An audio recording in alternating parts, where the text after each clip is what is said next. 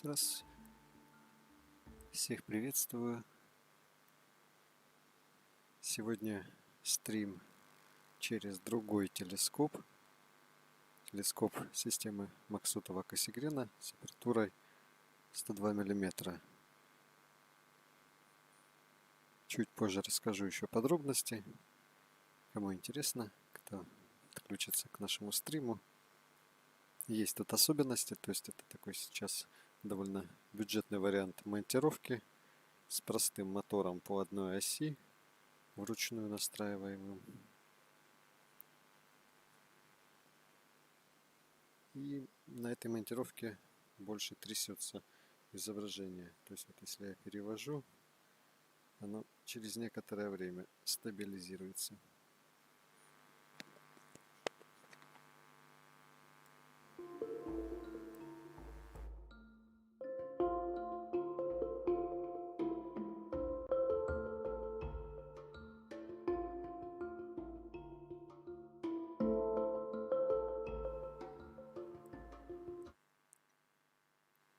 Yes, really stream mono online.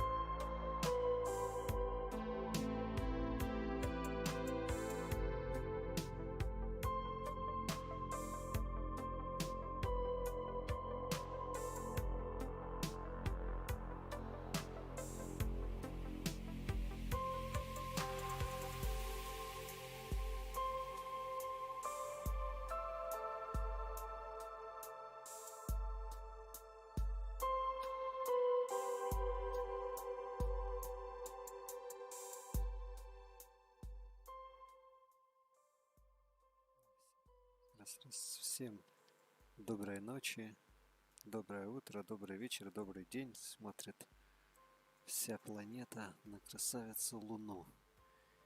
И та сторона, с которой она сейчас видна, и другая сторона Земли. Ведь я для вас провожу этот стрим.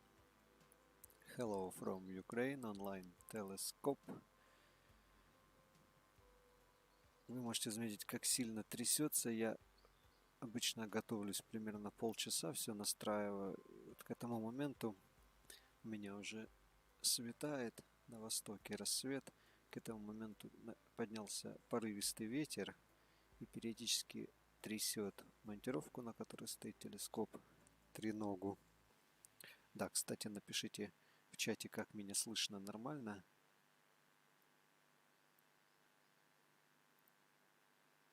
Но, в общем-то, все равно видно неплохо, как вы можете заметить. Горы, под нами горы, пролетаем над Луной, любуемся цирками кратеров. Как? Вон там базу только что НЛО показывал по заявке РЕН-ТВ. Да. Напишите, нормально слышно? Что я же себя не слышу. Да, так вот, телескоп системы Максутова-Кассигрена. Мне эта система очень нравится, потому что телескопы эти довольно компактные, труба короткая, но при этом фокусное расстояние у него довольно большое. И телескоп, можно сказать, неубиенный.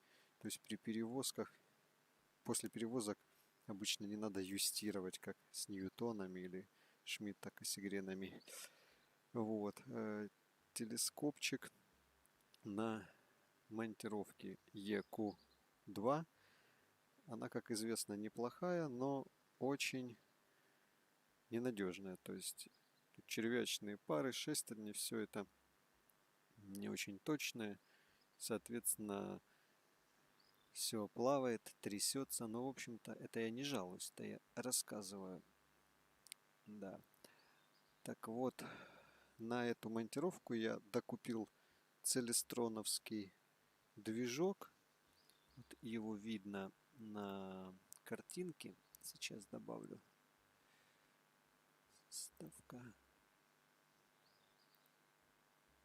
Вот, над телескоп, над буквой П, чуть выше с красной лампочкой можете видеть. Это вот мы проводили в прошлые ночи, смотрели с вами через Шмидта-Кассигрена телескоп. А сегодня через МАК. Так вот, этот часовой механизм, который позволяет телескопу следовать за Луной. На нем есть ручка. Внутри батарейка крона. Я пока питание от розетки не организовал. Батарейка крона, и от кроны он движется 9 вольт. Я могу увеличить скорость, допустим, смотрите, увеличить скорость. Вот сейчас я дам вам послушать. Если слышно, как жужжит моторчик. Секунду настрою. То есть, если увеличил скорость, начинает смещаться в одну сторону. Уменьшил скорость, смещается в другую. Но постоянно приходится регулировать. То есть, довольно трудно добиться, чтобы изображение стояло на месте. Однако, все же это очень помогает. Даже можно с выдержками до 10 секунд, а кому повезет и больше, производить съемку звездных скоплений, туманностей со астрокамерой. По крайней мере, мне это сегодня немного удалось сделать.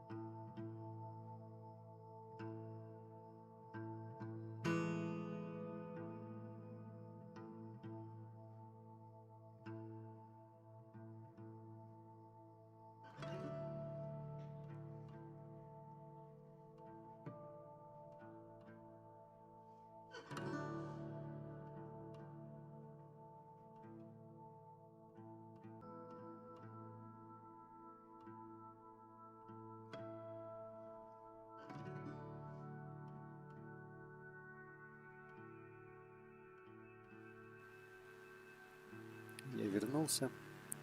Сегодня также стрим даже не по 4G, по 3G сети. Поэтому если пропадаю или качество ухудшилось, вы на меня не обижайтесь, пожалуйста.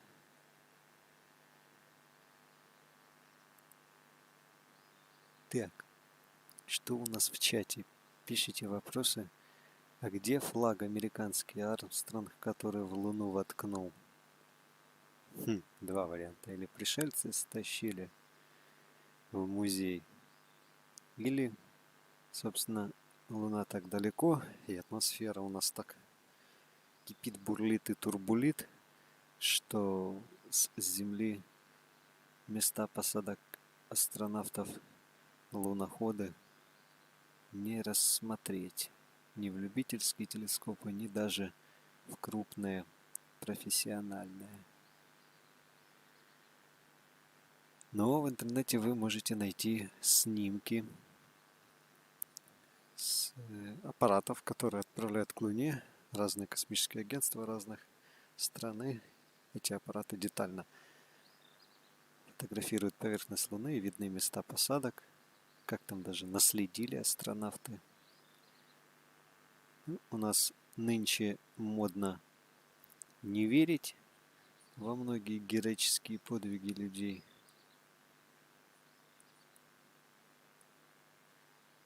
Поэтому часто в комментариях мы читаем о том, что американцы не были на Луне.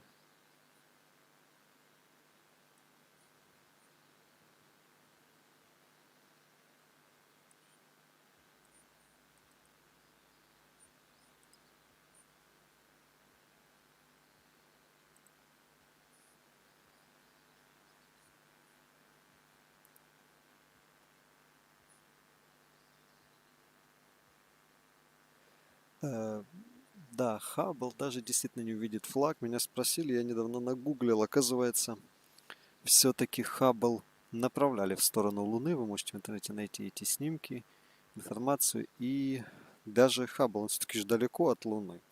Он отснял места посадок астронавтов. И буквально там получается у Хаббла какое-то разрешение колоссальное. Типа на 1 пиксель 50 метров поверхности. Вот, при параметрах Хаббла и расстоянии его до Луны. И получается, что все-таки там на снимках что-то видно. Ну, в плане того, что следы. Потому что они на ровере ездили, взрыхлили поверхность, грубо говоря, да, реголит лунный. То есть, как у нас говорят, почва, то есть поверхность Земли, да, верхний ее слой. У Луны это реголит.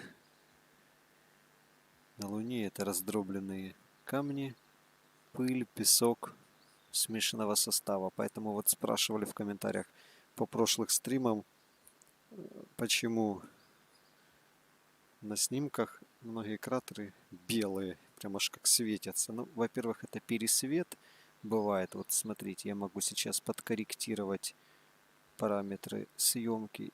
Вот, раз, допустим, брал, подкорректировал яркость, контраст, гамма, уровни, то есть тут вариантов много коррекции изображения, и пересвет пропал. Но, в общем-то, почему определенные места ярче, особенно в местах ударов, это связано с тем, что поверхность засыпана перемешанным слоем пыли и камней одного цвета, грубо говоря, да, такого вот серо-коричневого. Да, кстати, цвет тоже мы можем менять. То есть, грубо говоря, в смысле, во время съемки я могу регулировать разные цветовые каналы. И, соответственно, мы можем получить определенные оттенки, как вам нравится. Вот, я думаю, допустим, вот так привычнее, да, нам видеть Луну. Так привычнее.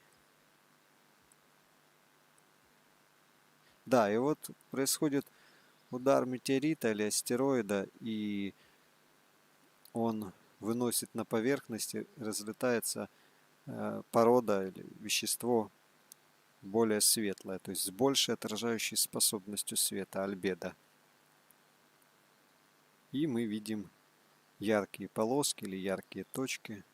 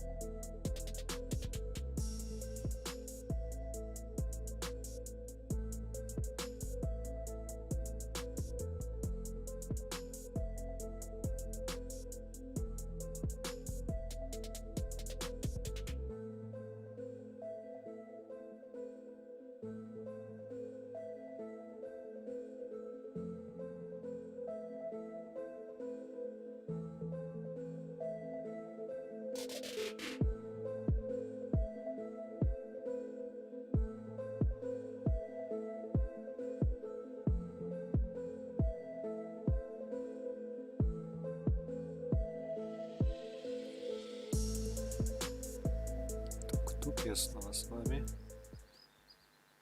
Я снова у микрофона. Как вообще считаете, есть смысл продолжать? Вам интересно? Напишите, какие есть пожелания, может, по настройке сейчас изображения. Вообще видно ли? Должно в HD качестве идти. Стрим должен. Написали, лагает.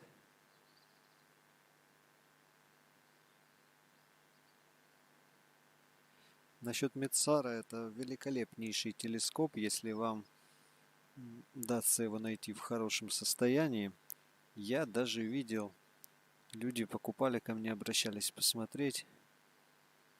Я видел телескоп Медсар в идеальном состоянии, то есть у кого-то буквально в коробке пролежал 20 или 30 лет, и такое бывает. Да, это Skywatcher Max 102 сейчас. Телескоп этот был куплен уже лет 8, наверное, назад. У всех разные валюты, тугрики, гривны, рубли, юани, поэтому скажу в долларах, а вы можете пересчитать. Но где-то в районе от 300 до 500, если я уже не ошибаюсь.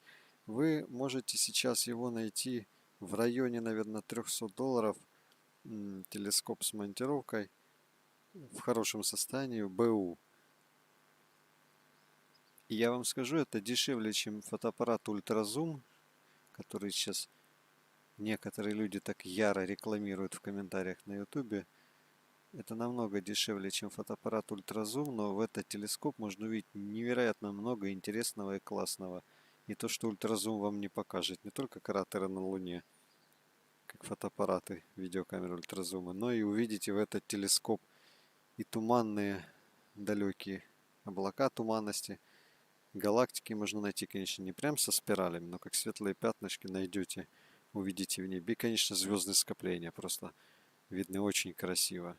Причем у этого телескопа еще поле зрения довольно-таки широкое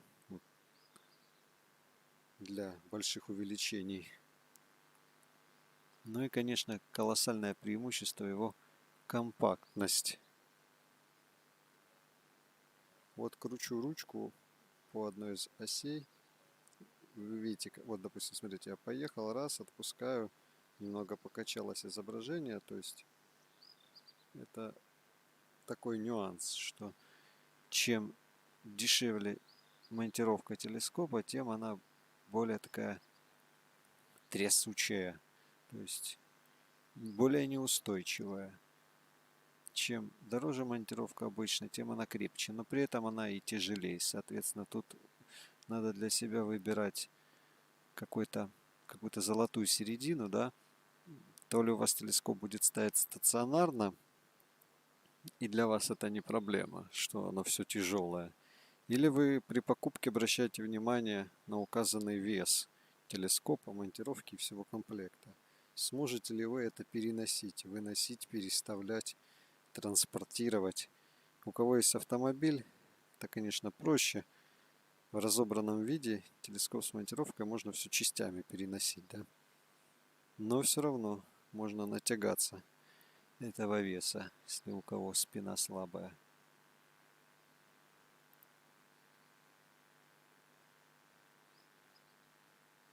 Но, Nikon P, как 1000 по-английски. No,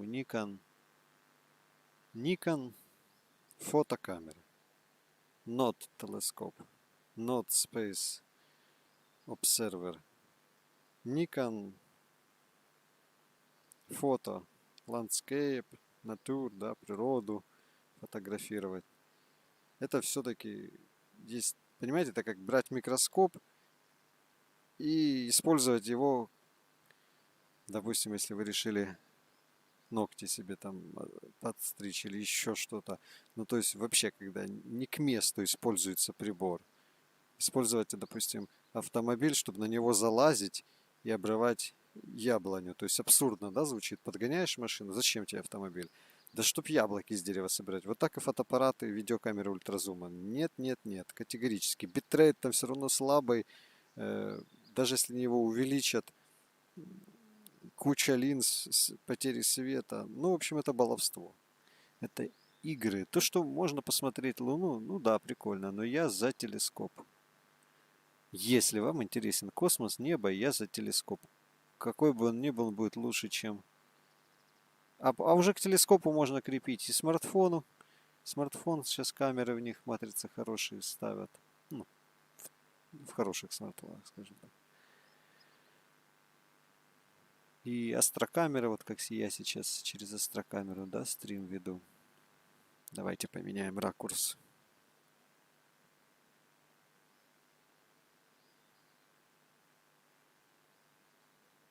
Летим над Луной.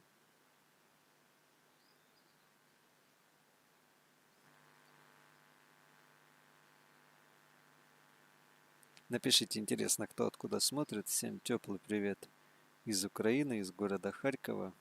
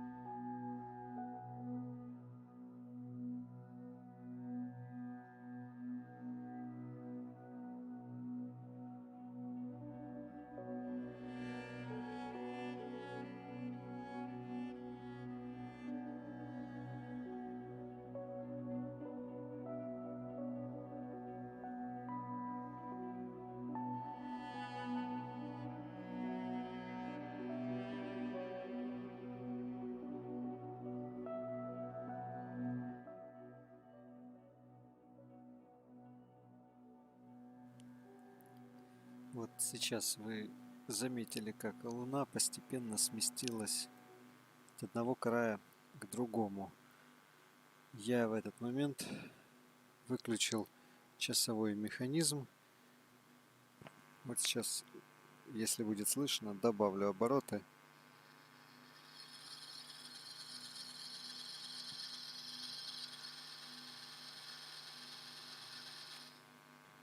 И видно, как Луна пошла теперь справа налево. То есть, если телескоп у Шмидта Кассигрена на веку 5 с Equustar Pro системой там, я просто могу на компьютере или на телефоне стрелочкой влево-вправо нажимать, и изображение будет смещаться в нужном тебе направлении. Вид, можно обзор менять, направление телескопа в небо. То здесь по-другому. Сейчас, кстати, организовывают многие удаленные обсерватории, телескопы, то есть делают, например, сдвигающуюся крышу моторами. Все это подключается контроллерами к компьютеру. Компьютер управляется дистанционно. И можно находиться где угодно на Земле и управлять своей, допустим, загородной обсерваторией или балконной.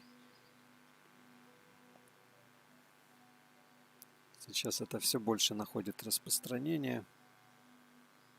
Электроника шагает вперед. Автоматизация процессов, в том числе и астрономических наблюдений.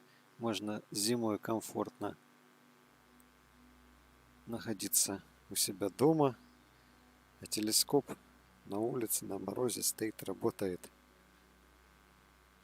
Потому что в помещении обсерватории нельзя ставить там обогреватели, батареи, через стекло смотреть в телескоп.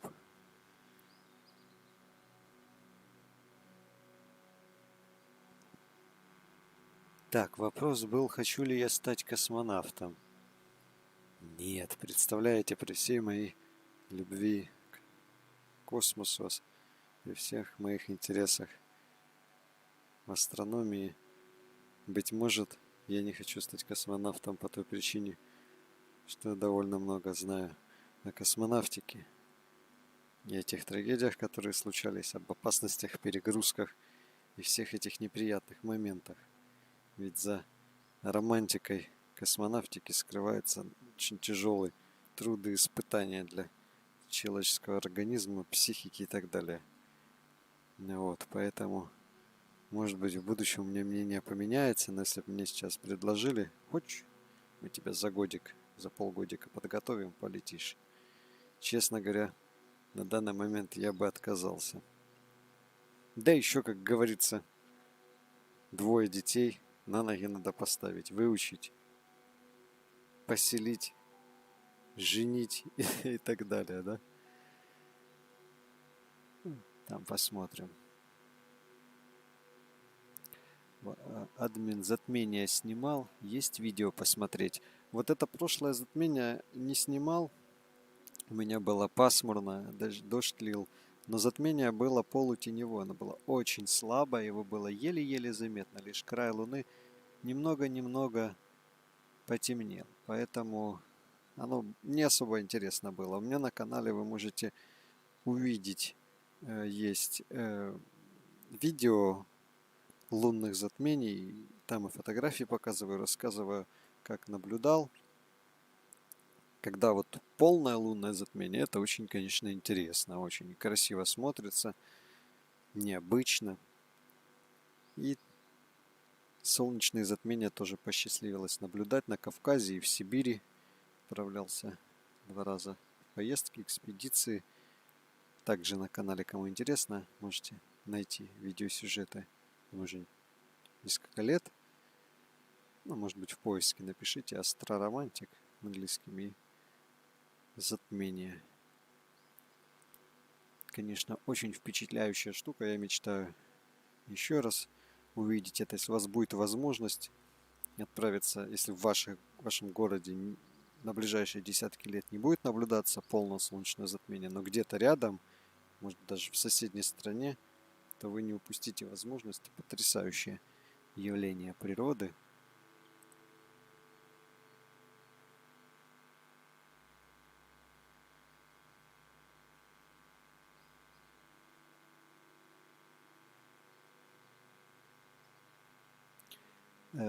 А из космоса звезд и не видно. Что тут имелось в виду? Дело в том, что если вы будете находиться, это тоже у меня есть на канале ролик, я там об этом рассказываю, если вы будете находиться, например, на Луне, то поверхность ее днем будет так освещена, будет настолько яркая, что у вас сузится зрачок, у вас палочки-колбочки меняются ролями, да, и у вас будет дневное зрение. При этом звезды слабые по яркости не будут видны, или лишь самые яркие будут заметны в небе. То есть глаз адаптируется постепенно к темноте. И такой момент есть. А если вы находитесь на борту космической станции, допустим, международной, то то же самое. Чтобы в иллюминаторе увидеть красоту звездного неба, надо погасить свет внутри кабины, да, или помещения, где ты находишься, или в пространстве космического корабля, чтобы глаз адаптировался опять же к темноте, и вы увидели звезды. Это можно заметить, если вы сидите, отдыхаете у костра с друзьями, песни под гитару поете, а потом поднимаете голову вверх. Ну да, вроде там звездочек немножко видно.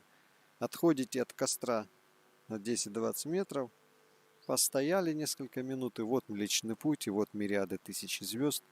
То есть такой момент со зрением, то же самое и камер касается. Есть для камер понятие динамического диапазона восприятия света.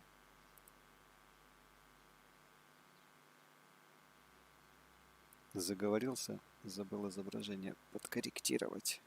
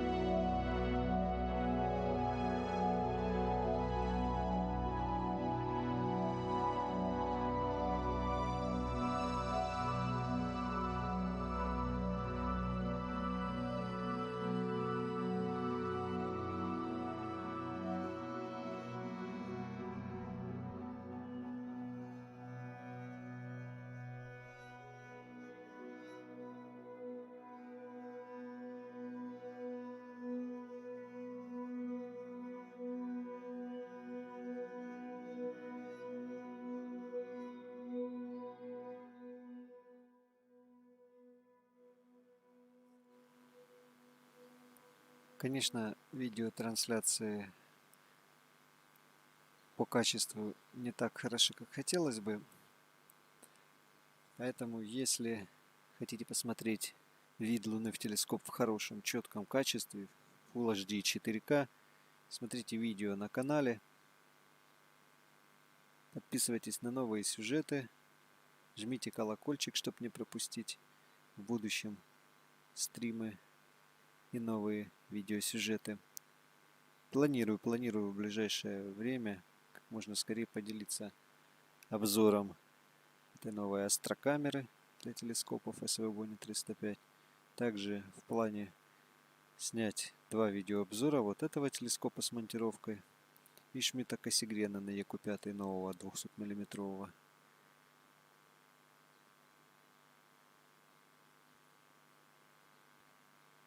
Ну что ж, на сегодня все. Я благодарю всех, кто присоединился.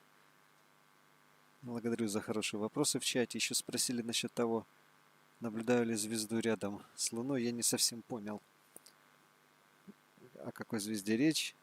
Юпитер с Сатурном яркие рядом с Луной. Вот сегодня ночью они были справа от Луны. Я их поснимал и тоже поделюсь на канале. Есть уже хорошие записи Юпитера и Сатурна. Сегодня пролеты в кадре не замечал, но сегодня, когда производил съемку звездных скоплений, шаровое звездное скопление фотографировал, в кадре пролетали спутники, такие яркие полоски, жух, через весь кадр. И снимок скопления испорчен.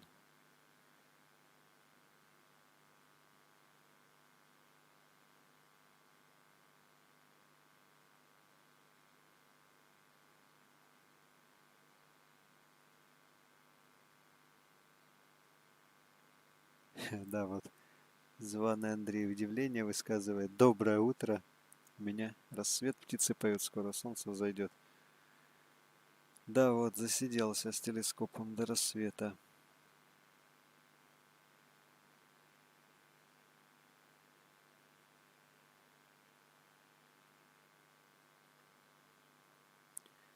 Все, буду стрим на сегодня завершать. Еще раз всем всего хорошего, всего доброго. Берегите себя. Будьте здоровы. До новых встреч. Всего вам космического. Пока-пока.